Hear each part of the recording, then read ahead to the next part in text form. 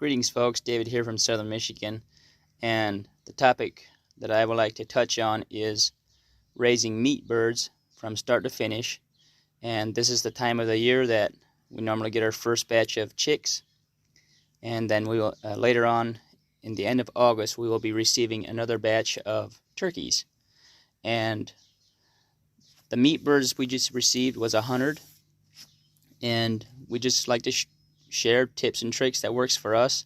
There's obviously a lot of information out there, how to butcher, how to process, how to raise, but there's always a person can never gather enough information and how to better the system. So I'm going to turn it around here and kind of tell you what this year what we had to go through to entail as far as getting chicks. So Rustic Acre Poultry, we actually received a paper through the mail. This is all paper mail. This is all paperwork. It's nothing to do with internet, social media. This person here, I believe, is probably Amish, either Amish or Mennonite. And this is all paper. Like you can see, no credit cards, no phone orders. He only takes, let's see here, orders by mail. Snail mail, is that how you say it? So yeah, you just write what you want in there and go from there. And actually, so far I believe this guy was actually cheaper than all the other hatcheries that I am aware of out there.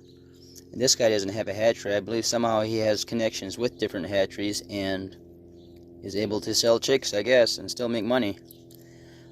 So in the 1st of March, we put our order in for 100 Cornish cross, and this is what he sends back. Here was 100 Cornish cross, and we would receive them 726, and then we ordered 20 white broad-breasted turkeys, and they're going to be coming the end of August. So that being said, it kind of gives you an idea what it entails to get some chicks to our place. Let's take a look inside and see what we can see. So first off, we have these 20-pound cylinder propane tanks, and that one there is the one that we hooked up. It doesn't take that much propane. I think my wife actually got this stuff around. She was trying to get this hooked up. I didn't get it hooked up before I left for work. So that's a 20-pound cylinder tank, propane. That hose runs inside, and let's take a look inside. So basically, there's a skylight here and above. Lets the natural sunlight in. Kind of a bigger picture here of how this little chicken house looks. In the winter time, we bring our chickens up from pasture, and we put them in here. It's the roosting area. Wood chips, freshly put in. And this is our chick feed. We feed column buff feeds, and we've been having good results. The crazy part is 6 weeks we can have butchering birds ready to butcher. Here they are. There's 1, 2. Doing well.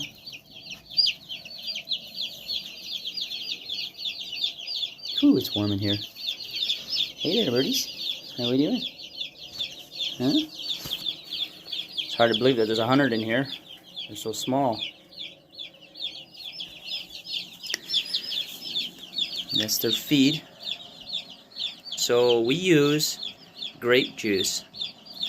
Grape juice and blackstrap molasses to build up their energy. And where did we get that concoction? Something that I just came up with, and it works really well. Works well for us. It's a personal choice if that's what you would desire to do. But grape juice, homemade grape juice, and it's not bought grape juice. This is basically grape juice that you would pick off the vine, or grapes that you would pick off the vine, and you would put it into a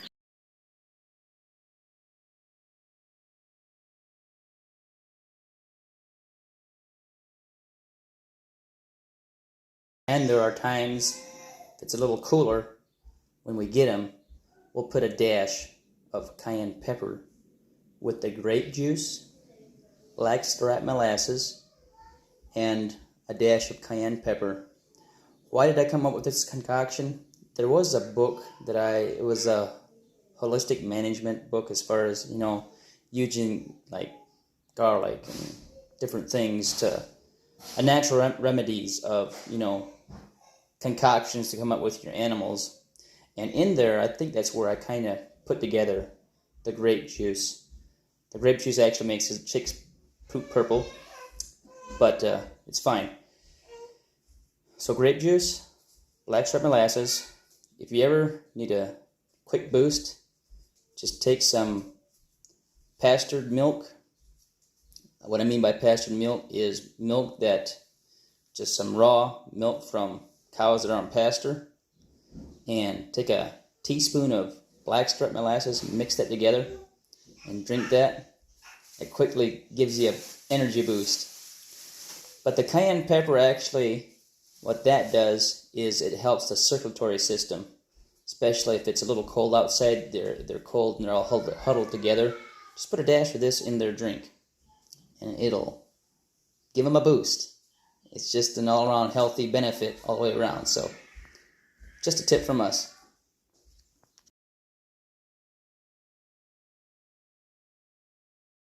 Hey, cutie. Yeah, you're so cute. Let me see if I can catch one. There we go. Isn't this a cutie? You're such a cutie. Yeah.